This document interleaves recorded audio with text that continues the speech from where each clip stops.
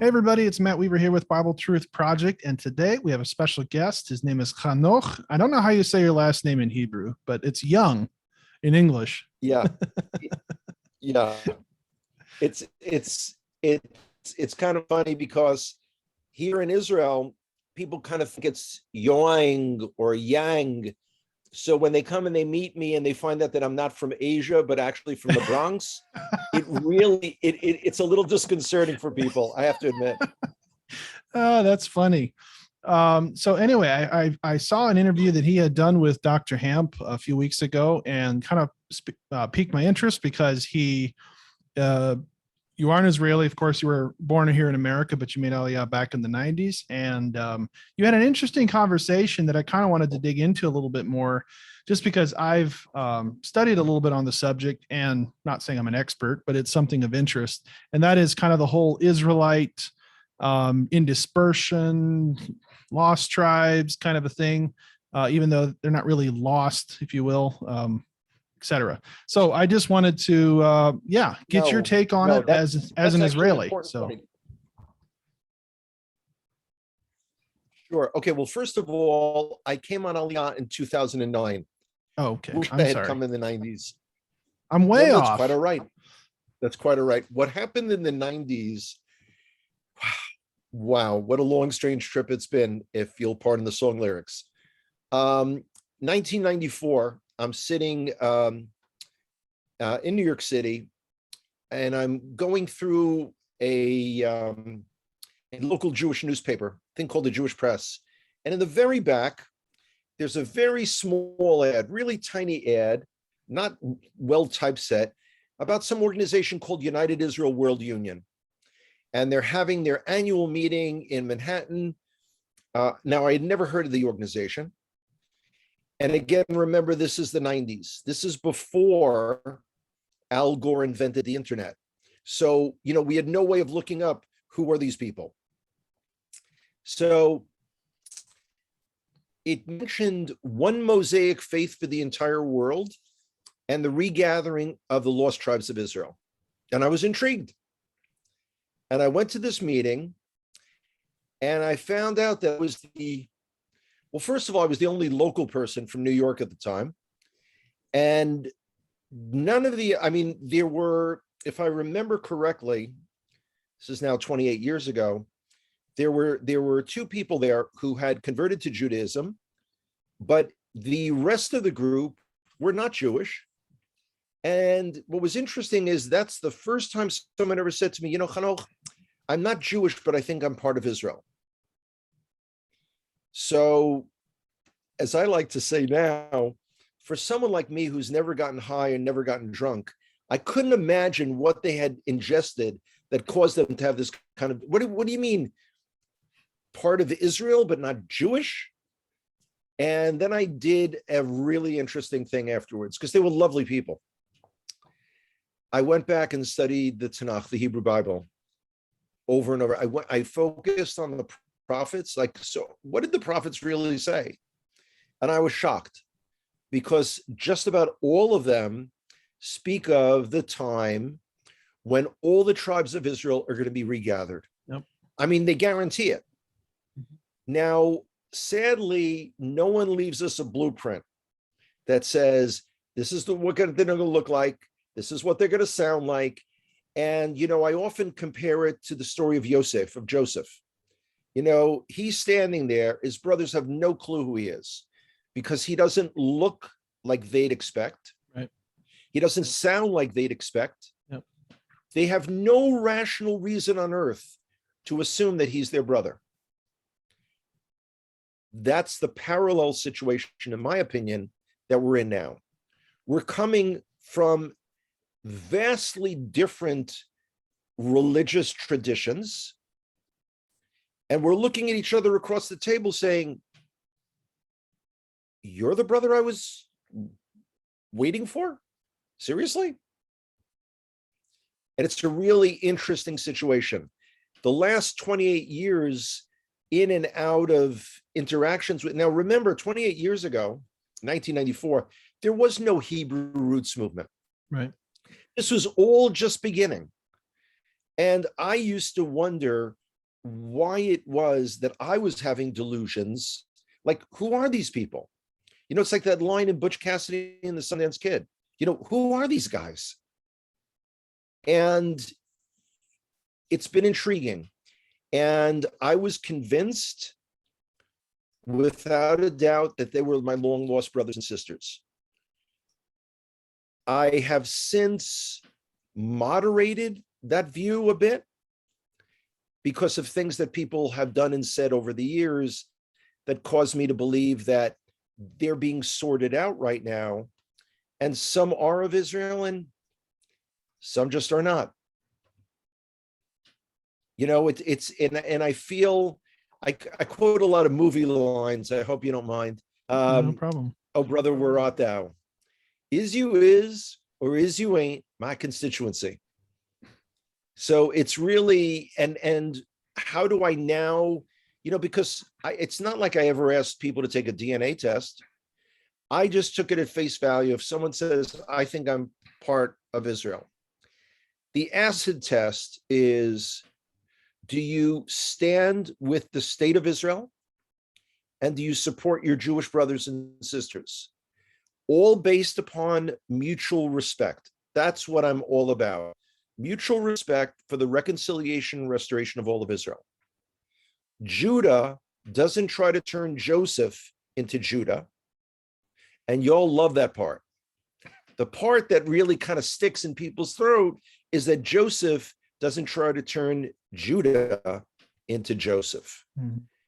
And for many Americans, and I deal primarily with Americans, although this is not an American US-based phenomenon, not at all.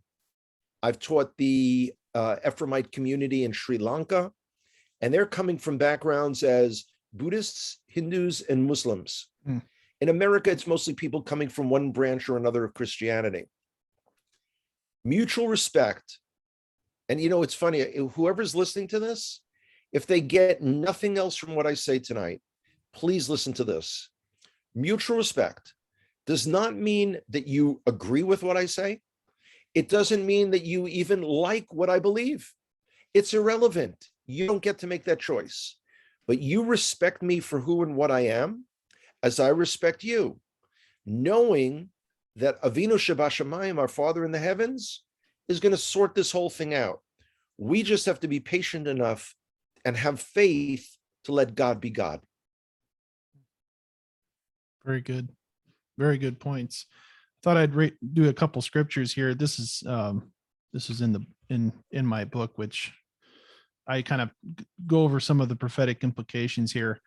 But just you got to send me a copy, please. Yeah, well, I might be in Israel in a few weeks, so if I happen to be and we run into each other, I might bring a copy along for you. Don't threaten us. It'd be great to have you here.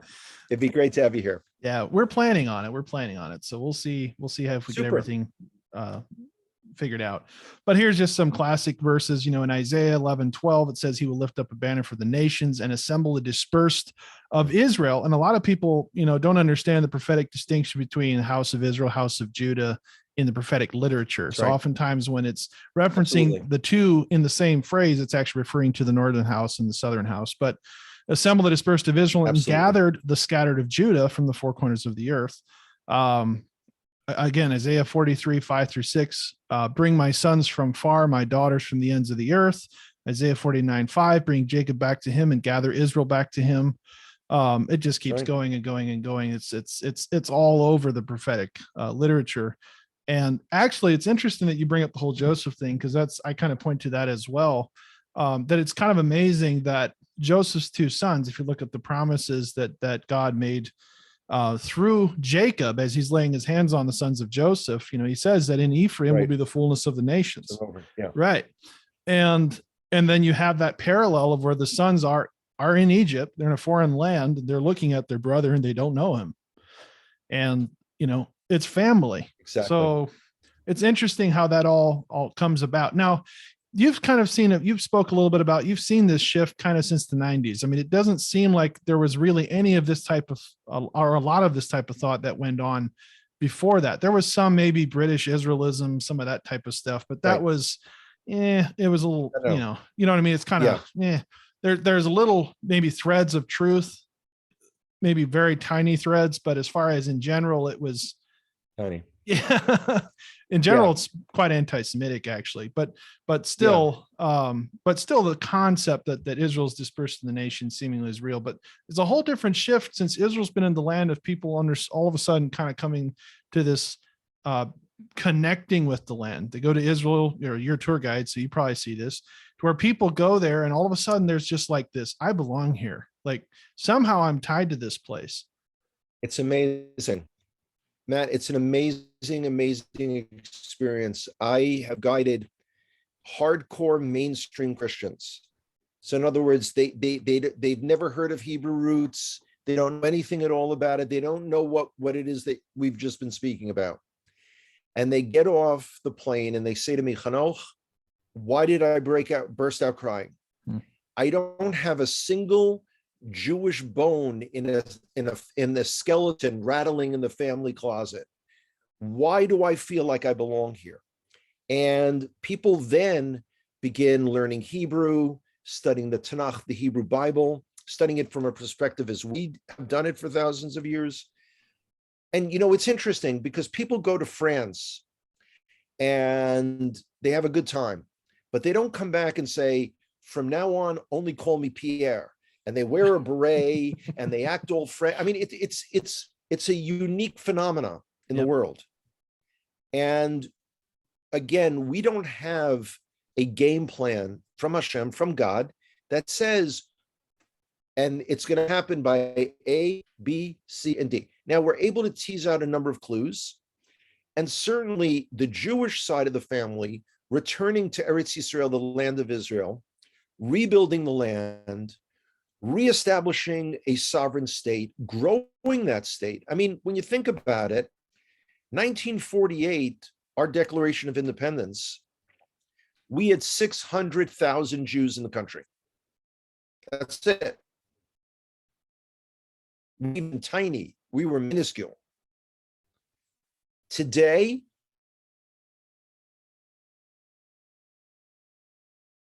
by far the largest Jewish community in the entire world. We have almost half in Israel right now. And that is we're having an unstable connection here. I hope you're hearing me. Yeah, I heard you. It's basically you're saying that over half the Jewish people are back in Israel. That's the basic assumption. Yep. Yeah. Amazing stuff. Yeah. Well, my first trip over was back in 2011, which really wasn't that long ago, but it totally turned my world upside down. It was, I don't know. It's hard to put into words. I remember some other people going and being like, man, it's going to change your life. And I almost resented it kind of because not like I'm against Israel, but I just didn't understand, and that's an attitude of a lot of people who have just never experienced it. It's really strange. It really is strange how that works. No, I absolutely agree. I no longer tell people it will change your life. I've started to borrow the expression, it'll define your life. Because it kind of gives you that, like either you're in or you're out. Right. And, perhaps a little later, if we have time, we can get into some of over the last 2 years, what has changed in my perception of people that I've, long since accepted as brothers and sisters. And now I'm thinking more of like, well, maybe some are and maybe some aren't. Yeah. I mean, well, let's get into the attitude aspect a little bit. We might as well, unless you want to dig into some of the prophetic, but let's dig into the attitude a little bit. I mean, some of the things I've noticed here stateside is, so there was an incident, and I get into it in my book, but it's kind of irrelevant per se. And that is, so I came to the understanding that this may be a thing, right? So that there might be scattered descendants of Israel out there who don't know that they're Israel. So I did the smart thing and started in the Bible rather than just going to opinion. So I studied the prophets, the Hebrew Bible, etc., and wanted to get a scriptural footing for the concept rather than just looking at what people are coming up with. And then I went and looked at some of the different views and stuff. But what I've noticed is in the US, in like the Messianic circles, there's somewhat pushback against what here in the States we call the two house, or what's known as two house theology, or the Right. House of Ephraim movement, which are movements. And there's also, I mean, technically, if we want to get into it, there's Black Hebrew Israelites and some of these other movements that claim to be Israelite. Um, and and it's interesting that a lot of times, there's connections or feelings amongst the Messianics, et cetera, that some of these groups are very anti-Semitic. And maybe you can speak to that a little bit. Like what is the attitude from Yeah. somebody, or what should it be if they think, because we don't know definitively, but if they think they would be an Israelite, what should the attitude be? Okay. I go back to those two key words, mutual respect. There was a meme that I posted up on Facebook. I didn't create it. And it has the Gene Wilder, I guess it's Willy Wonka character, when he's kind of like looking back, and it says something about, tell me again how you're going to be one with brother Judah when all you do is diss his traditions, diss being disrespect. And I got almost violent criticism of that. No, those traditions have to be uprooted. Really? Who died and left you, boss?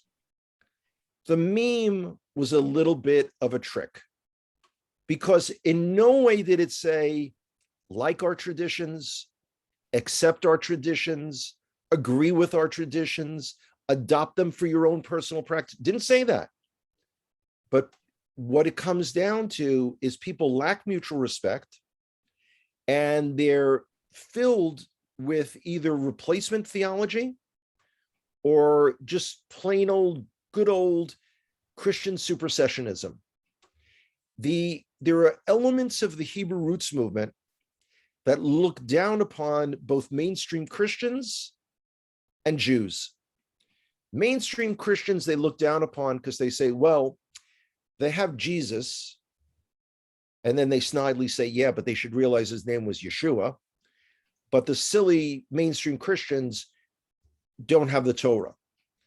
Now, on the other hand, you've got the Jews who are really stupid, because they not only don't have Yeshua, but they thought they have the Torah, but we understand it better. Because the Hebrew roots world is coming at it from a classic Protestant sola scriptura perspective. In other words, they opened their translation, because the vast majority of people that I met in the Hebrew roots movement don't know an aleph from a bet. So they're looking in all likelihood, a King James translation, and whatever is written there, that's what they take it to be. They have no understanding that we Jews have been doing this for several thousand years. The oral tradition, which, causes, heads to explode in the Hebrew roots movement. And I did a teaching. I only did it once when I was in the States recently, but I'm going to be doing it a lot more on the Jewishness of Yeshua, correlating Yeshua's teachings with what we know of today as mainstream Jewish thought from the Mishnah, from the oral law. Now, someone coming from the Hebrew roots Christian world, and I say that both as a term, because most of the Hebrew roots movements, they are Christian. They deny it. They want to distance themselves, but in belief and practice, many, if not most, are indeed Christian. So it's almost like the last element of Christianity to cling to people is replacement theology and anti-Semitism. And they'll say, no, I love my Jewish brother. Well, you can't love your Jewish brothers when all you're doing is trash talking them. And again, it doesn't mean you have to agree with us. I am sure that there are things that if I wanted to pick in yours or anyone else's religious walk, that I could. But that's not what we're supposed to be doing. That's why we have our Father in heaven, Avinu Shabashamayim. He does that. He's going to correct us. Jeremiah 46:28, when it says, I will not full envy, but in due course I will correct you. This is Hashem. This is God saying, and by the way, as I guess just about all Orthodox Jews, we don't attempt to pronounce the divine name. We say Hashem, means the name. You can use any name that you want for any pronunciation of the divine name. I couldn't care less. In fact, it's funny, every once in a while, someone will come over to me when I speak and say, Hanoch, I know you don't pronounce the divine name, but you speak Hebrew. So if you did pronounce the divine name, how would you do it? So, I don't go down that road. It's not the issue. But I have encountered in 2013, I came to Israel in 2009, and I was drawn from my Father in heaven to become a tour guide, because who else was going to be prepared to show my brothers and sisters their homeland once again? 2 years full-time, brutally hard course, make a long story short. But after that, I realized that wasn't all I need to do. And people began convincing me to come to America to speak. And I recently completed my 23rd trip in the US since August 2013. Of course, like the world, I was on hiatus for the last 2 years. And I found an increasing amount of anti-Semitism within the Hebrew roots movement. And it's gotten to a point where I realized, maybe I made a mistake. Maybe many of these people are not my brothers and sisters. Maybe, again, this is just classic replacement theology. And I remain really undecided. On a global level, on an individual level, it's much easier for me to relate, kind of who's in, who's out. But I saw it back in May of 2021. We in Israel got slammed by 4,500 rockets and missiles from the terrorists of Hamas in 11 days. And I'm watching, I spend way too much time on Facebook, and I'm watching to see who of my friends who claim to be part of Israel will say, even the benign, pray for the peace of Jerusalem. No, they had no time for that. But if Fauci was caught burping in public without a mask, they had to go on a tirade for a week about that. So I'm thinking, you know what? Maybe they're not. Maybe they're not. It's interesting. Yeah. I mean, I've been there several times where rocket attacks have taken place, and I understand it's like from just a standard geopolitical view, people like to pick sides, but it's like, unfortunately, this is a biblical thing, and it's complex, and the Bible says it will be complex. It'll be a stumbling stone, right? Jerusalem will be a stumbling stone, and it's a tripping point for the world.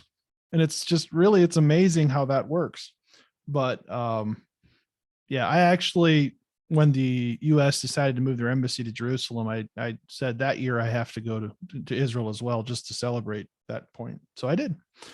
And it's, it's uncanny how this stuff's tied in. I know that the most of the Christian world, they're starting to wake up to it. I mean, there's a lot more interactions with that. And I spend time on Facebook too, just happened to post a comment a little bit before the show. It was when somebody else had posted this kind of typical replacement theology,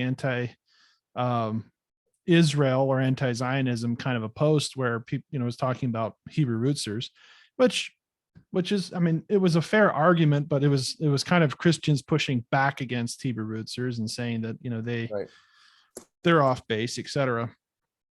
But, this stuff exists. I mean, in the circles that I am, people know that I'm this kind of crazy pro-Jewish individual that's sympathetic and all that kind of thing. I mean, that's kind of the label. So when people see me, that's kind of what they think of in the community I am. So, but I understand. I mean, it is true. It's looking from the outside, I'm very careful to try to judge anything situation, because I understand there's a kind of the concept of the family fight where both parties potentially have the right to live in the land of Israel. But the people in general who are fighting more than anybody is I'm not going to say all Palestinians, but Hamas and terrorist organizations who just simply won't deal. They just can't live with the idea that Israel belongs there. They reject the archaeology, they reject the history, they reject all of it and say Israel has no place here. And I completely reject that. Yeah. The one thing that I would just say very quickly, and then we can move on to other things, is I don't believe that two national groups have a right to the land of Israel. Hashem, God, gave the land of Israel to the people of Israel as a possession forever. Now, I could go into when local Arab immigration began into Israel as Jews were coming from countries in the Middle East and Europe and rebuilding the land, et cetera, et cetera. But, perhaps if you want, we can do that another time. But, I just wanted to throw that in. But there is a general yawn reaction. Boring when you speak about Jews being in danger. I mean, we had 4 Jews murdered. Yeah. And, like how many Hebrew roots, quote unquote, 2 house congregations, people who truly believe they're part of it, how many of them said a word, a peep? It's odd. After all these speaking engagements in America, I find, strangely enough, I'm often the very first live Jewish person that many people have met, whether it's in Goshen, Mississippi, or whether it's been in Iowa or wherever it is. So if nothing else, they know me. So you'd think my inbox of Facebook messages would be filled with like, oh my God, I heard 4 people were stabbed. What? Nada, zip, 0. So, again, with everything in the world right now, I think the world itself, as the prophet Amos said, we're being shaken in a sieve. And, we have to opt in. A lot of people got that divine email saying, y'all might be part of Israel, but you had to RSVP. You had to step in. You can't just sit back and say, wow, that's cool. Yeah. Pass me another Coors Light, sure. So anyway, moving right along, Matt. No, that's a good discussion. Appreciate it. So in your view, coming back to how this could all come together, hypothetically, right? Right. So I would hold to, obviously as a believer, so I hold to kind of Jesus, the narrative that he had in Matthew 25, where he talks about the division of the sheep and goats, the sheep and goat judgment. I actually kind of think that probably has something to do with dividing his sheep, his people from the nations. Not necessarily good people, bad people. I mean, it could be, but it seems to have that kind of prophetic connection to where God is dividing out. So I take the stance in my book that basically is we will not know for certain, right, until Messiah comes and figures it out for us, right? And so I make no claims. I believe perhaps a certain way, but I make no claims. I don't make any claims or positions in that. So I just say, I know what the Lord has revealed to me is what it is. We'll see what happens. Perfect. And I will not now suddenly develop an attitude against a much greater narrative that I am just a part of, right? So this, redemptive history, looking at it. Redemptive history is much bigger than me. It's much bigger than my input. So I step back and I'm kind of in awe of what I see that God is going to do. And it's amazing. But I'm just an observer. So I'm part of this history. It's great. It's going to be amazing to see how God rolls this out. That's kind of my view. I totally agree. The thing is, we take the prophecy of Yechezkel, Ezekiel 37. Everyone knows the 2 sticks, but it's interesting. we become one. First of all, the word in Hebrew is karev, to draw close to each other. That's our job. We only become one people again. In whose hand? Hashem. His hand. We're not going to do it. Yeah, we're not going to do it. Conversations like this are a great starting point. It's a great way to build a relationship. It's a great, I look forward to hearing feedback from people that will watch this and think about it and be challenged by it, be encouraged by it, because they should be encouraged by it. The only people who should be challenged are those people who are supersessionists, who are into replacement theology. There is no room on this boat for them. There isn't. There isn't. And we're all, I love when people say realistically, and they say, we're likely all to be surprised at least a little bit with how this all works out. I'm cool with that. I've got no problem with that. But our job is to show that we can play nice in the proverbial sandbox together.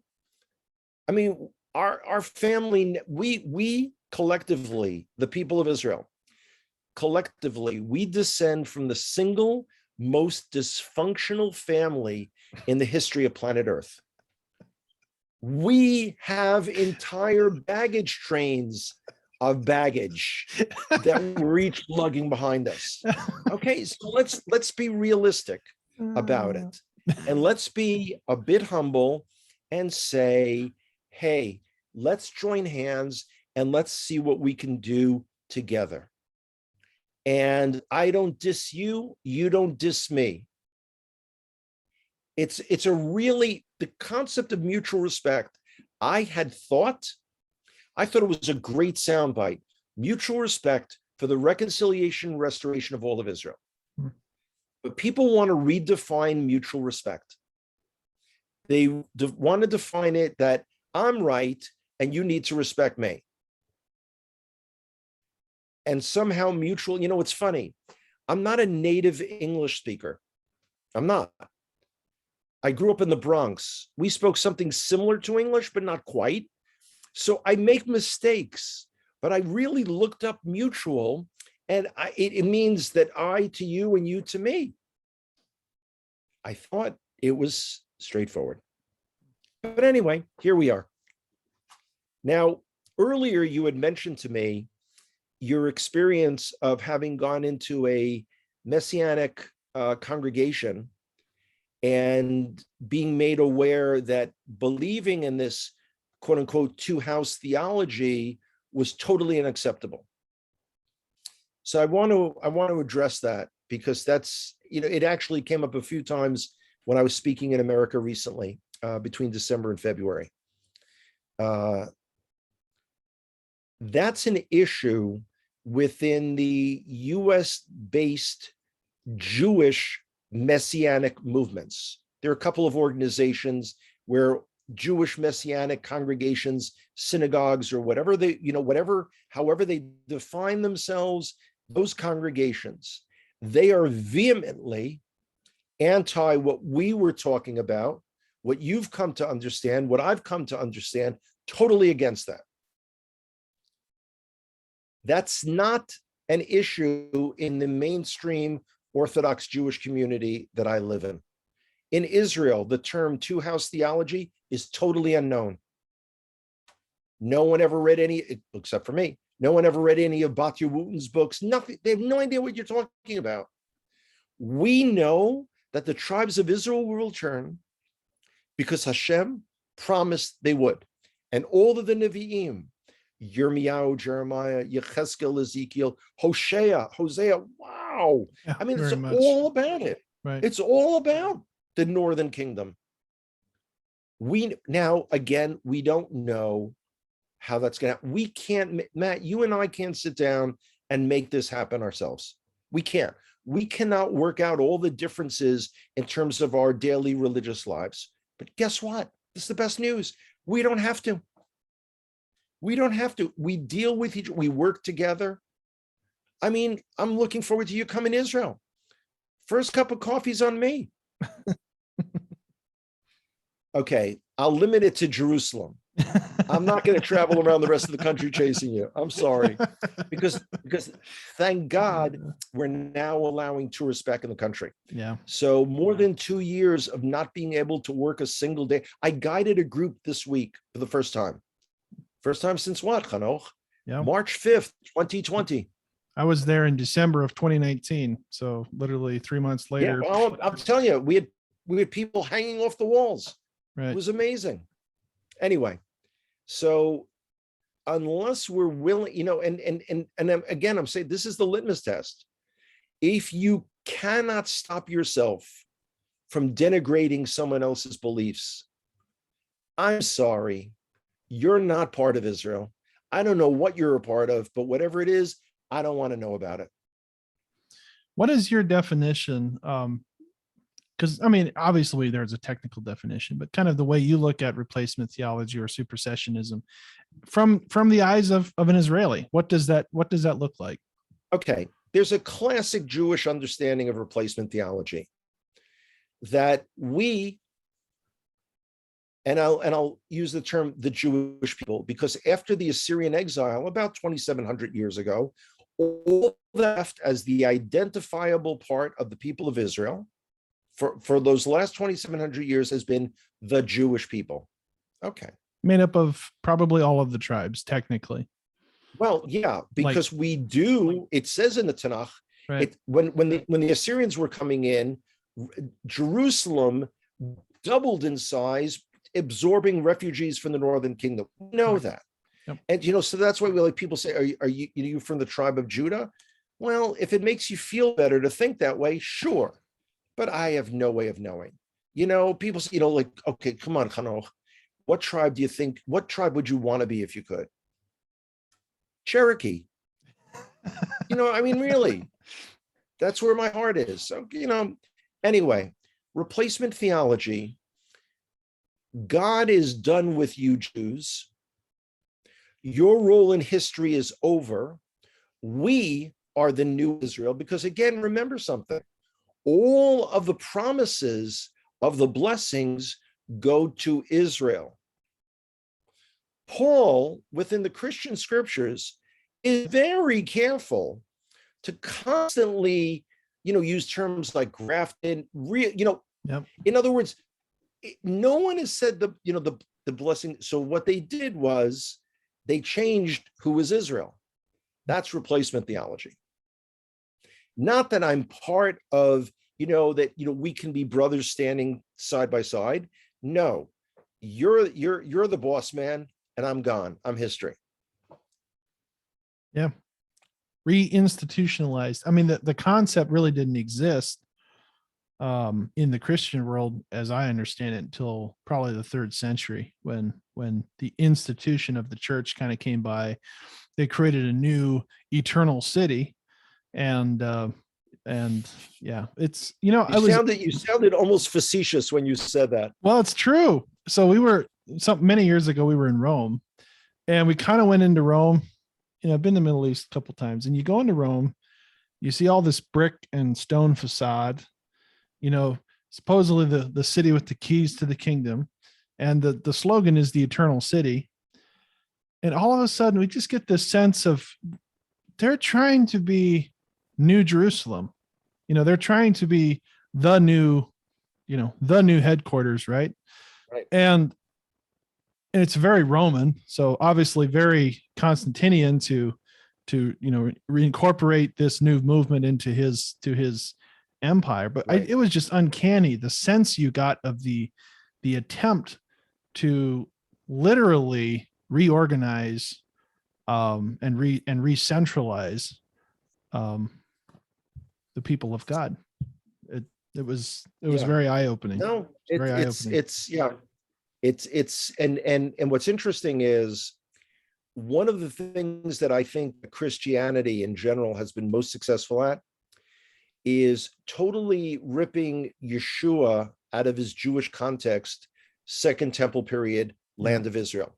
Right. It is so hard to imagine, and when the book of John, uses the term the Jews approximately 70 times, you forget that this is an internal discussion. This Right. is an in-house argument. Right. And I've got a buddy who's translating the Gospel of John from a 4th century manuscript.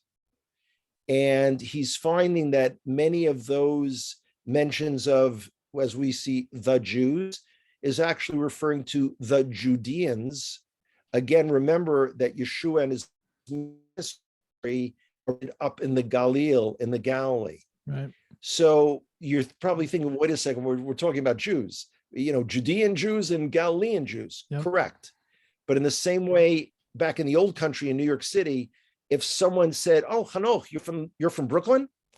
No, there's Brooklyn and there's the Bronx. Right. We're not the same. We're not the same.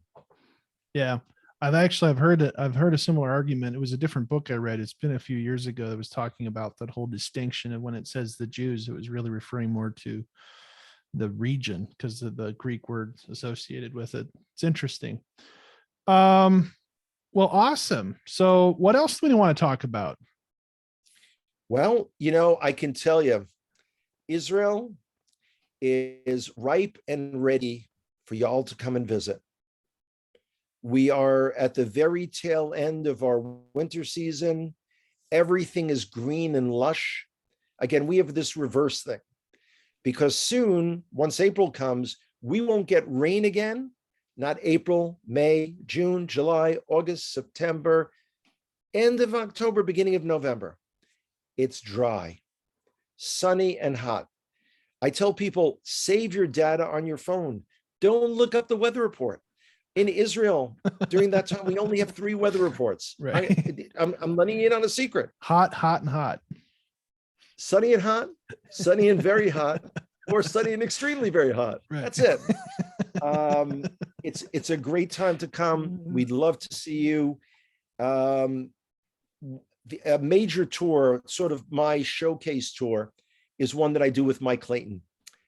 We've combined for something called the Connect to Israel experience. And we remind people all the time, if you collect it, and it's very similar to what you said earlier, if you connect to the land will connect to you. And it's time to get in touch with Israel and connect it into your heart. Yeah, absolutely. To quote my dad, he always said that, he said it this way, he said, Abraham was commanded to walk the land, right?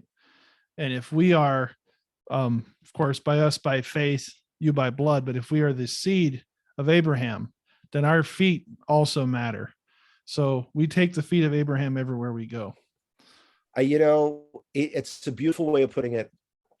And again, I just think of that line from Oh Brother, Where Art Thou? Is you is, or is you ain't my constituency. I mean, people tell me, I meet people who are, I just met a couple the other day in their 7th decade of life, first trip to Israel. But they've gone on a boat ride around Alaska. They've gone looking for, I don't know, something off Chile. They've hiked in Vietnam. Could you imagine that's a thing now? Hiking in Vietnam. Guys slightly older than me, when I was a teenager, had the opportunity, they got that all expense paid trip from Uncle Sam to go to Southeast Asia. They got a uniform, they got an M16, and they got to walk all they want. But now people go and spend money to hike in Vietnam. Whatever. It's an amazing thing. But this is the time to plan a trip to Israel. I hope over the last 2 years, people have been saving their money.